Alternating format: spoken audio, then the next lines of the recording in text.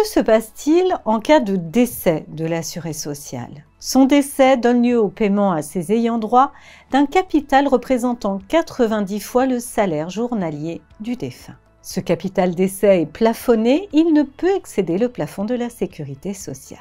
Après l'assurance maladie, invalidité, décès, intéressons-nous maintenant à l'assurance accident du travail. Quelles sont les prestations de l'assurance accident du travail?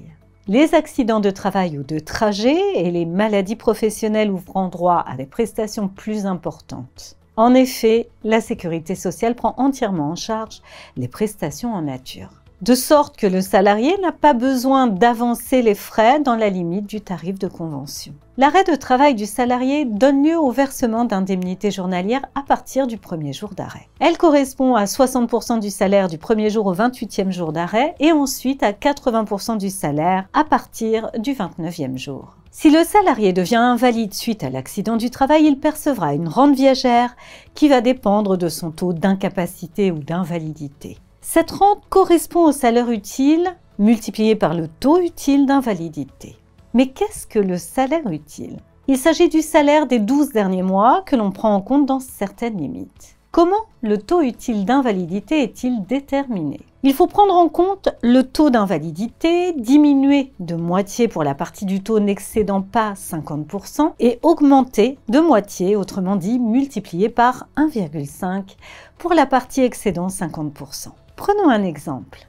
Prenons l'exemple d'un salaire utile de 20 000 € et un taux d'invalidité de 65%. Comment le calculer?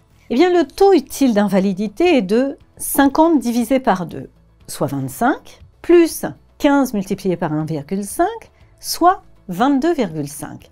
On prend nos 25 plus 22,5, on obtient 47,5%.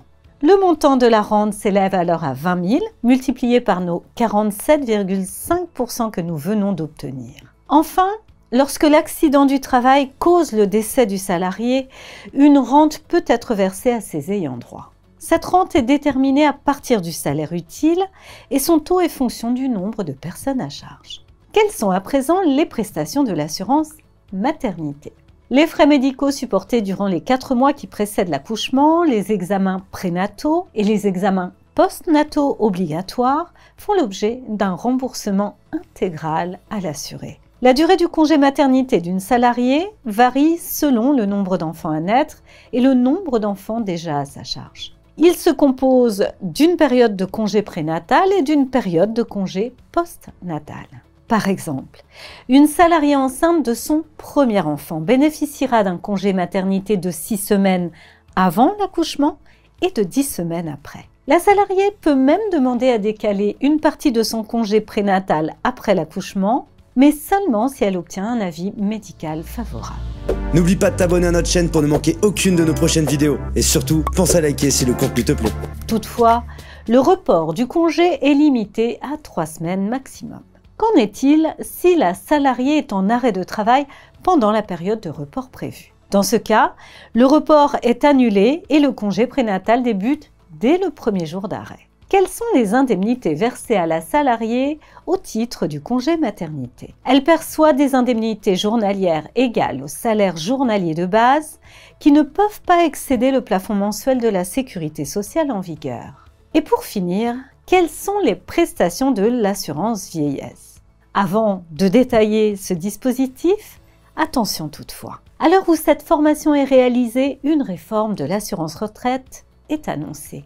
S'il est de toute évidence prévu de retarder l'âge légal, les dispositions ne sont pas encore fixées et nous ne pouvons donc donner d'informations certifiées. Ce qui tend à demeurer sûr est le bénéfice de chaque salarié d'une pension de retraite de base ainsi que d'une pension complémentaire obligatoire. Quel est l'âge légal de départ à la retraite à ce jour?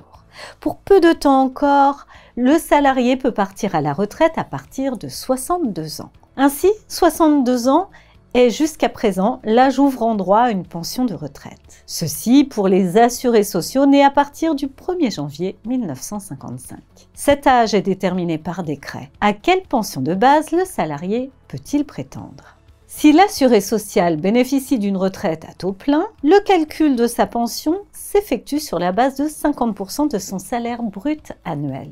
étant précisé que le salaire pris en compte est celui des 25 meilleures années de sa carrière. Quelles sont les conditions pour pouvoir bénéficier d'une retraite à taux plein? L'assuré social doit soit réunir un nombre spécifique de trimestres d'assurance retraite, soit atteindre l'âge qui permet de bénéficier du taux plein automatique, actuellement fixé à 67 ans. Mais dans certains cas particuliers, l'assuré social peut bénéficier d'une retraite à taux plein sans avoir à réunir ces conditions. Quel est le nombre de trimestres d'assurance retraite requis pour bénéficier d'une retraite à taux plein?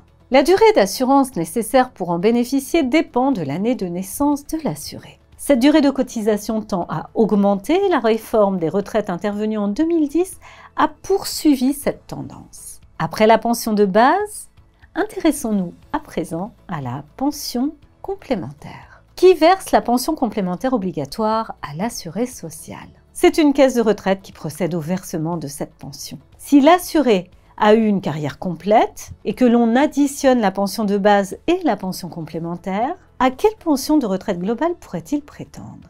Il pourrait prétendre au mieux à une pension globale de 70% du salaire annuel moyen des 25 années les plus avantageuses de sa carrière. Après avoir étudié le régime général des salariés, intéressons-nous à présent au régime général des non-salariés.